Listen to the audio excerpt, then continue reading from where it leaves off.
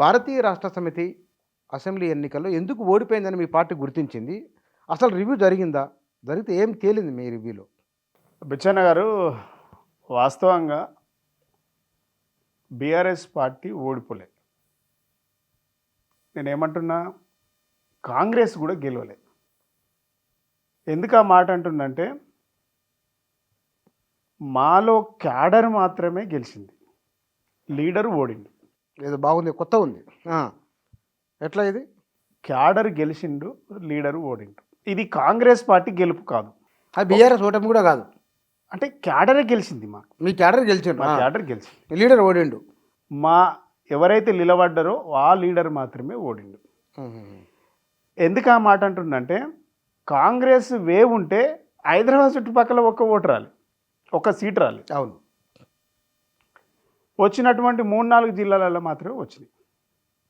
Sweep అది కూడా. ఒకవేళ వేవ్ వస్తే వేవ్ వచ్చేటువంటి సీట్లు వేరు. మాకు 2018లో వచ్చింది 88 సీట్లు, అది వేవ్. ఇది వేవ్ కాదు, వాళ్ళ గెలుపు కాదు. అంటే నా పర్సనల్ ఒపీనియన్ ఇది.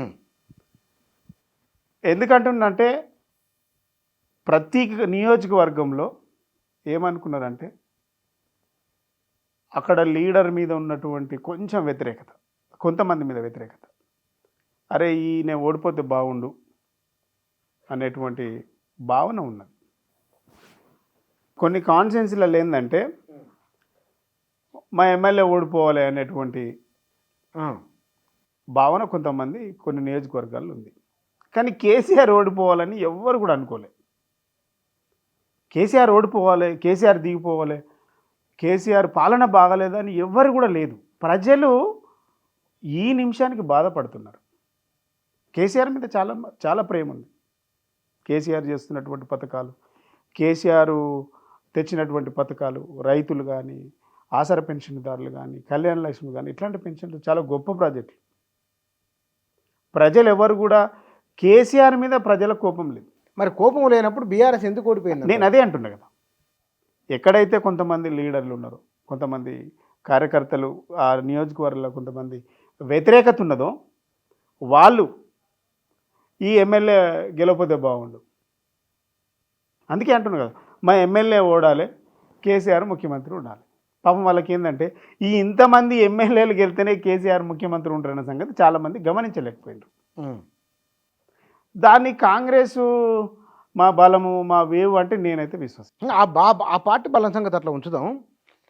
ఈ లోకల్ ఎమ్మెల్యేల మీద అంత వ్యతిరేకత మరి ఎందుకు వచ్చినట్లు మీరు అన్నది అనుకుందాం. ఒకవేళ వ్యతిరేకత ఉందో లేదో నాకు తెలియదు, కానీ మీరు అన్నదాని ప్రకారం మా లోకల్ ఎమ్మెల్యే ఓడిపోని పైన ముఖ్యమంత్రి కానీ అని అన్నారు అని అంటున్నారు కదా మీరు. జిల్లాలకు జిల్లాలే దక్షిణ తెలంగాణలో స్విప్ అనేది వచ్చిందంటే మొత్తానికి మొత్తమేనా మర్రి జనార్దన్ రెడ్డి, నిరంజన్ రెడ్డి, శ్రీనివాస్ గౌడు, ఈ మునుపున్న 10 ఏళ్ల కింద ఎట్లున్నాయి నియోజకవర్గ కేంద్రాలు, ఇవాళ ఎంత మార్పు ఉంది? వాళ్ళు ఎందుకు ఓడిపోయినట్లు? వాళ్ళని కూడా మార్చాలనుకున్నారా? ఇక్కడ ఏం జరిగిందంటే, మర్రి జనార్దన్ రెడ్డి నిజంగా ఓడిపోతారని మా లిస్టులో లేదు. మా లిస్టులో లేదు అంటున్నాం. మీద గెలిచే దాంట్లో ఉన్నాడు, మేము గెలిచే దాంట్లో ఉంది.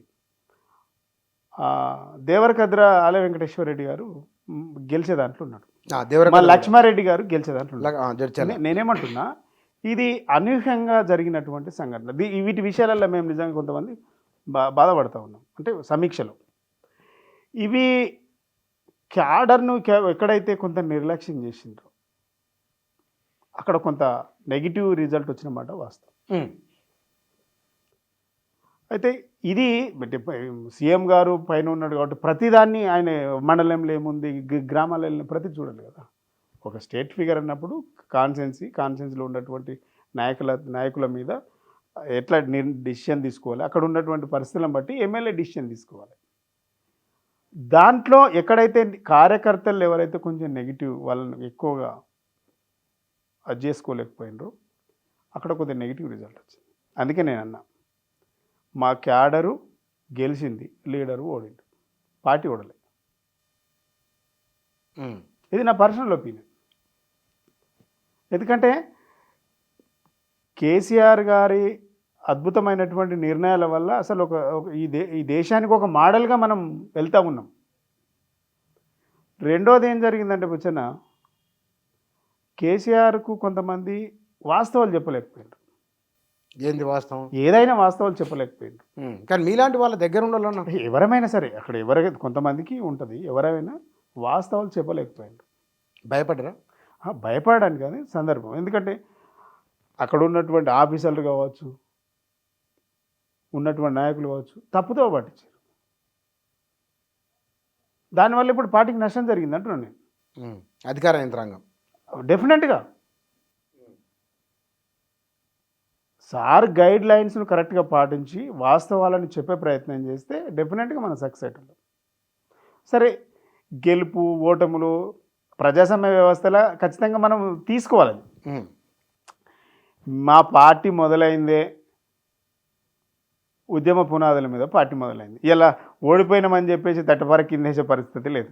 మీకైతే తెలుసు 2001 నుంచి 2023 వరకు పార్టీలో డెఫినెట్గా ప్రజల పక్షాన్ని ఉంటాం, ప్రజల కోసం పార్టీ అని కేసీఆర్ అన్నారు. అదే ఓకేనే, పక్తు రాజకీయ పార్టీ అయిపోయింది. అయినా కూడా అయింది రాజకీయ పార్టీ. ఏమంటున్నా, ఫైటింగ్ స్పిరిట్ మాకే ఉంది. అది అన్నా కూడా ఫైటింగ్ స్పిరిట్కి మాకు మాత్రమే ఎక్కువ ఉంటుంది అంటున్నా. పొలిటికల్ పార్టీ పక్తు అయినా కూడా మళ్ళీ ఈ నిమిషానికి చలో అంటే లేచేది మా పార్టీ, మా కార్యకర్తలే.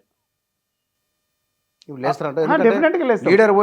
నేనేమంటున్నా, మేము గెలిచినప్పుడు పొంగిపోలేదు, ఓడినప్పుడు కుంగిపోం. ఏదైనా మా మంచిగా జరిగింది అనుకుంటాం, సరిదిద్దుకుంటాం, లోపాలు సరిదిద్దుకుంటాం, డెఫినెట్గా మళ్ళీ మేము ముందటికి వెళ్తాం. ఎన్నిసార్లు ఓడిపోలే, ఎన్నిసార్లు రాజీనామా చేయలే, ఎన్నిసార్లు గెలవలేదు. ప్రతి ఓటమి ఒక గుణపాఠం ఉంటుంది. కానీ మొత్తమే బీఆర్ఎస్ వాస్తవానికి ఏ మాట మాట్లాడుకుందాం, 32 మెడికల్ కాలేజీల కంటే 32 యూట్యూబ్ ఛానళ్ళు ఉంటే బాగుండేది అనే ప్రశ్న, అది సమర్థనీయమేనా, సరిపోయిందా? నేనేమంటున్నా, జనానికి 33 మెడికల్, కేటీఆర్ గారు అన్నటువంటి మాట ఏంటంటే, మేము ప్రజా శ్రేయస్సు కోసం 32 మెడికల్ కాలేజీలు కట్టినాం. కానీ కొంతమంది ఏం చేసిరు తెలుసా, మేము తర్వాత చాలా విషయాలు మాట్లాడుకుంటాం, మీలాంటి వాళ్ళతో ఆప్తులతో మాట్లాడుకున్నప్పుడు, కొంతమంది ఓడించడానికే యూట్యూబ్ ఛానల్స్ పెట్టుకొని పనిచేసిరు అంటున్నా. ఆ లైన్లో మాట్లాడి అరే యూట్యూబ్ ఛానల్స్ కొంతమంది బీఆర్ఎస్ పార్టీని ఓడించాలి, కొంతమంది, అందరూ అంటలేదు, కొంతమంది అదే పని యూట్యూబ్ ఛానల్స్ పెట్టుకొని మనతోనే ఉంటూ మన దగ్గరే ఉంటూ కొంతమంది మనకు మంచి సలహాలు ఇస్తుంటారు, కొంతమంది పార్టీ పైన ప్రభుత్వం పైన నెగిటివ్ ప్రోపగండా చేసిండు. అది గమనించలేకపోయినాం మేము. ఓహో, ఆ సర్కిల్లో ఉన్న వాళ్ళే, ఆ సర్కిల్ అని కాదు, ఓవరాల్గా మన సర్కిల్ అని కాదు, ఓవరాల్గా రకరకాల వ్యక్తులు వస్తుంటారు పోతుంటారు కదా, సింపథైజర్ ఉంటారు, బయట ఉంటారు, లోపల ఉంటారు. కానీ నీ లోపల ఉన్న భావన ఎట్లా తెలుస్తుంది? ఇలా 32 కాలేజీలు మెడికల్ కాలేజీలు పెడితే జనానికి ఎక్కలేదు అంటే మరి ఏం చేయాలి? మరి యూట్యూబ్లు పెట్టుకోవాలన్నా? యూట్యూబ్లు పెట్టి ప్రచారం చేస్తాం. రెండోది, కేసీఆర్ గారు ఇచ్చినటువంటి పథకాలు మేము ఇంకా కింది స్థాయికి తీసుకుపోవాల్సి ఉండే, ఇంకా కిందికి తీసుకుపోవాలి. తెలియంది వరకు తీసుకుపోవడానికి ఇంకా తీసుకెళ్ళాలి. అంటే ఉన్న వాళ్ళు మేము అనుకున్నంత పథకాలంటే కళ్యాణ లక్ష్మి తెలుసు, అందరికీ తెలుసు, రీచ్ అయింది పబ్లిక్. పెన్షన్లు రీచ్ అయినాయి పబ్లిక్. రైతు బంధు, రైతు బీమా రీచ్ అయింది పబ్లిక్. ఇంకేం తీసుకుపోతారు? ఎక్కడ తీసుకుపోతారు? ఇంకా రీచ్ అయి ఉన్నాయి. ఇక రీచ్ అయినా కూడా ప్రతిరోజు లైవ్లో పెట్టాలి, ప్రతిరోజు ఒక అంశాన్ని లైవ్లో పెట్టాలి. ఈరోజు న్యూస్ పేపర్, రేపటి వేస్ట్ పేపర్ అంటున్నాం కదా, ప్రతిరోజు చర్చ జరగాలి. అంటే నా ఫీలింగ్, మనం అనుకున్నంత ఇంకా చర్చ పెట్టలేదేమో అనుకుంటున్నాను. ఇంకా చర్చ పెట్టాలి. కేసీఆర్ గారి ఆలోచన విధాన్ని ఎప్పటికప్పుడు మనం కింద ప్రతిరోజు లైవ్లో పెట్టాలి. ప్రతిపక్షాలు ఇచ్చేటువంటి కుట్రలు, వాళ్ళు చేస్తున్నటువంటి గ్లోబల్ అబద్ధాలను తిప్పికొట్టాల్సి ఉండేనేమో. ఇదొక అంశం, నా పర్సనల్ అంశం ఇది.